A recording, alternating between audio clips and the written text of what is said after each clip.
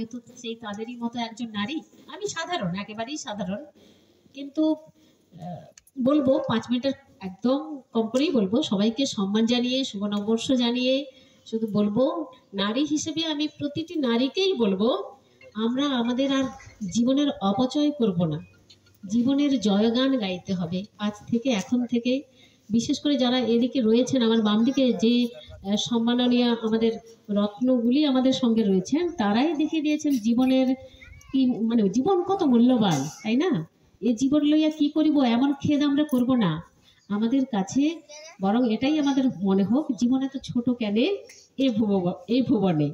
আমাদের কাছে জীবন এবং জীবনের মানে বড় হোক, আমরা প্রত্যেকেই সামনের দিকে এগিয়ে যাব।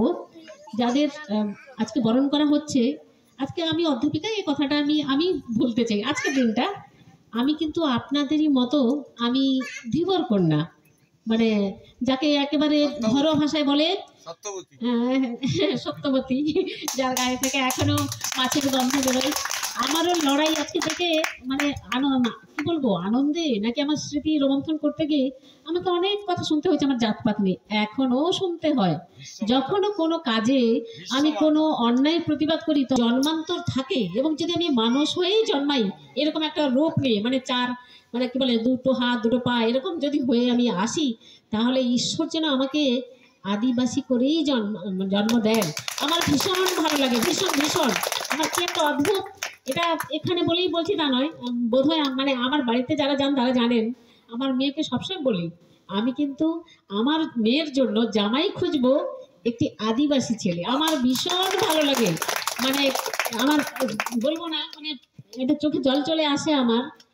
আমি সময় পেলেই বাঁকুড়া পুরুলিয়ার দিকে যাই, এইরকম মানে ফুলেশ্বরী দেবীর মতো ঠাকুরমাদের সঙ্গে আমি ভীষণ সময় কাটি, আমার খুব ভালো লাগে ভীষণ। মানে আমি বলবো না যে আমি আরো যারা মানে আপাত দৃষ্টিতে কোট আনকোট বিতর্কিত বলবো, যারা উচ্চ বর্ণের বলে নিজেরা অভিমান করেন, আমি হতে চাই না, আমি একদম হতে চাই না, আমি উচ্চ বর্ণ নিতে চাই না। আমার ভূমিটা, আমার হৃদয়ের ভূমিটা, বিদ্যা শিক্ষা আমার কতটা হবে না হবে সেটা পরিবেশ পরিস্থিতি বলবে, দরকার হলে জীবনের প্রয়োজনে লাগে, কিন্তু অন্তর শিক্ষা আমি মনে করি, আমি ভীষণভাবেই মনে করি, এখনো পর্যন্ত সংস্কৃতির, আমাদের ভারতীয় সংস্কৃতির সভ্যতার শেকড় যদি কেউ ধারণ করে থাকেন, কেউ বহন করে থাকেন, তারা কিন্তু আমাদের প্রিয় আদিবাসী সমাজই বহন করে রেখেছেন এখনো। ফলে তাদেরকে আমার তরফ থেকে প্রণাম, আমার ভালোবাসা, তারা ভালো থাকুন।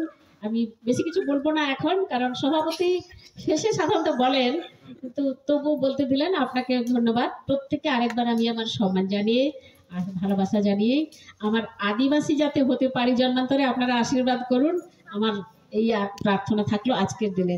ভালো থাকুন সবাই, ধন্যবাদ।